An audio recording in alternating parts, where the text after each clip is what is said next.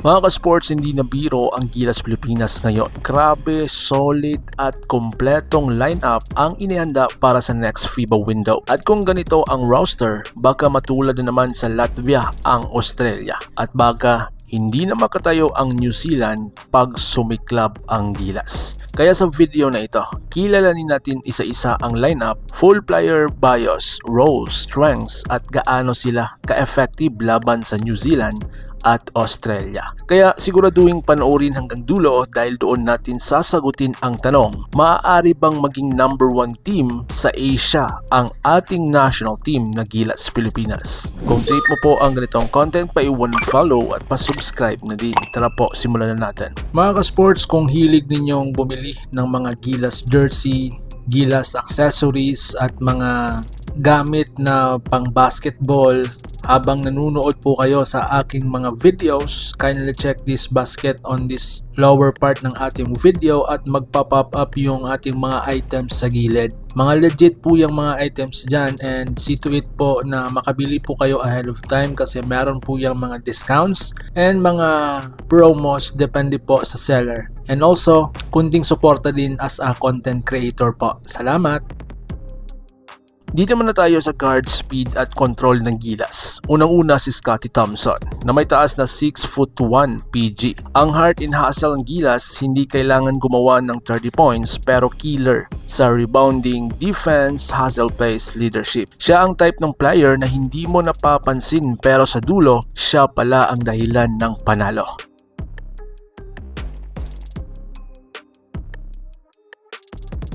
Sumunod si Chris Newsome na may taas na 6'2", isang point guard. Silent killer ng Gilas, ang kanyang strength, smart decision making, strong slasher, dependable defender. Napaka-perfect siya sa structure system ni Coach Tim Cone dahil disiplinado at efficient.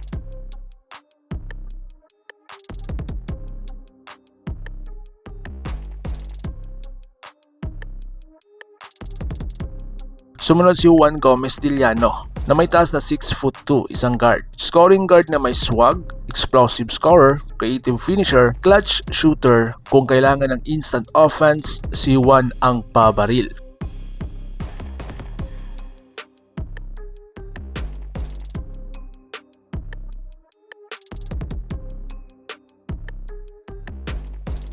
Sumunod si Dwight Ramos na may taas na 6'4" SG. Mr. Consistent ng Gilas, isang two-way player, reliable shooter, matatag sa depensa, calm pero latal. Para kang may import pag nasa court si Dwight Ramos.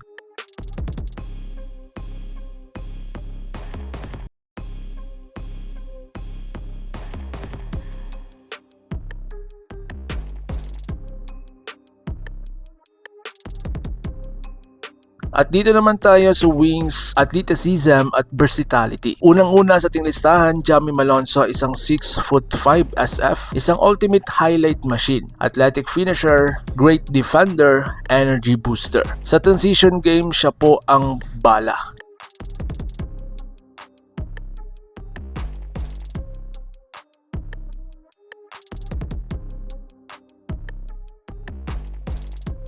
Next is si Kevin Kiambao na may taas na 6'5", isang SF. Basketball genius ng Gilas, playmaking forward, high IQ, may tira sa labas, pwedeng magdala ng bola. Siya yung modern Filipino forward na kayang sumabay sa international basketball.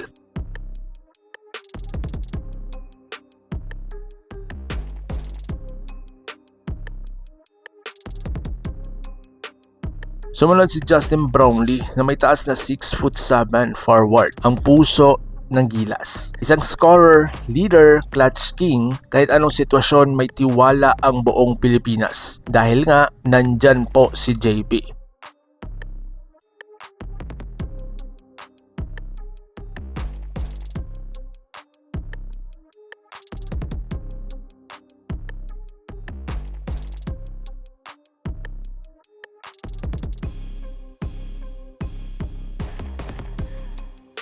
Sumunod Carl Tamayo na may taas na 6'8" forward, silent weapon ng Gilas. Stretch big shooter, calm but deadly. Perfect spacing option. Kung kailangan ng reliable big sa perimeter, si Tamayo na po iyan.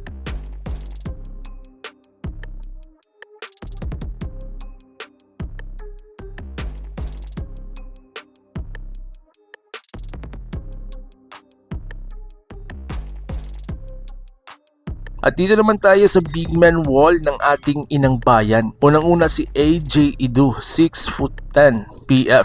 Defensive monster, shot blocker, rebounder, strong inside presence. Pag nasa loob si Edu, bawal mag-drive basta-basta.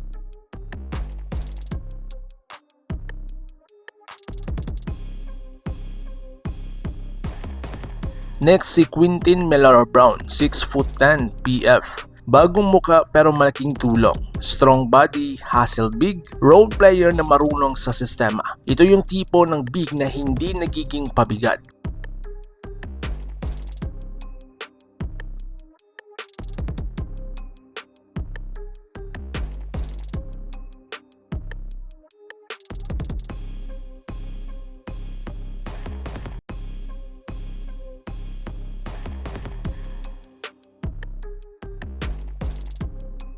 Sumunod si Junmar Pajardo, 6'10", center. The Kraken. Strong inside scoring, veteran presence, stabilizer ng team. Kung fisikalan, alam natin kung sino ang mananalo.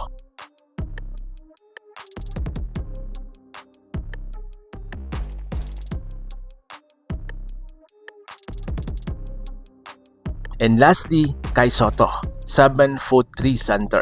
The Tower of Gilas. Certified rim protector, lob threat, match-up nightmare. Sa height at skill ni Kai, ibang klaseng advantage.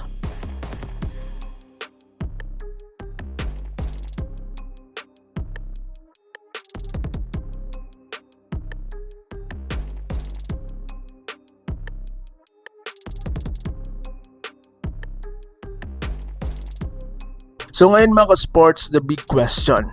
Patungkol laban sa New Zealand, kaya bang makuha ang panalo? Mga ka-sports, ang strength ng New Zealand, napaka-physical players nila, malalakas ang kanilang rebound, structured team play. Pero advantage ng ating national team na Gilas, mas malakas na shooting ngayon, mas balance ang lineup, mas mabilis ang guards, mas matatag yung frontline. Mga key players versus New Zealand, si Ramos, perimeter control, si Brownlee doon sa scoring, si Fajardo plus Edu, control sa loob, Scotty, hustle and defense. Mga ka-sports, kung disiplinado ang Gilas at hindi magpipisikal bully, napakalaking tsansa ulit na pwede nating makuha ang panalo kontra New Zealand. At dito naman tayo mga ka-sports, no, kung regarding laban sa Australia. Ito po ang tunay na test. Dahil nga ang strength ng mga Aussie, matitibay sila sa depensa, napakataas at athletic, deep rotation, sanay sa high level games. Pero ngayon, hindi na po ganun kadali kalabanin ang ating national team. Dahil nga ang advantage natin mga ka-sports, Kai versus Aussie bigs, no? Matchable na. Brownlee plus Ramos, dependable wing scorer. Edu plus Fajardo, interior defense, at triangle system ni Coach Tim, no? Na championship system.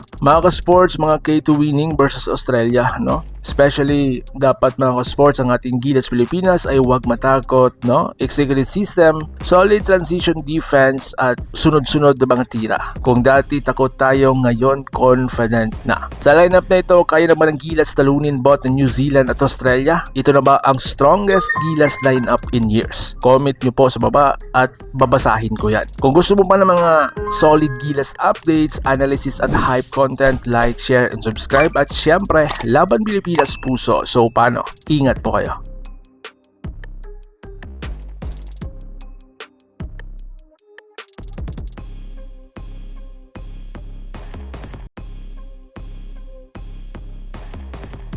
Mga ka-sports, kung hilig ninyong bumili ng mga Gilas jersey, Gilas accessories at mga gamit na pang basketball, habang nanonood po kayo sa aking mga videos, kindly check this basket on this lower part ng ating video at magpa-pop up yung ating mga items sa gilid. Mga legit po yung mga items dyan, and see to it po na makabili po kayo ahead of time kasi meron po yung mga discounts and mga promos depende po sa seller. And also, kunting suporta din as a content creator po. Salamat!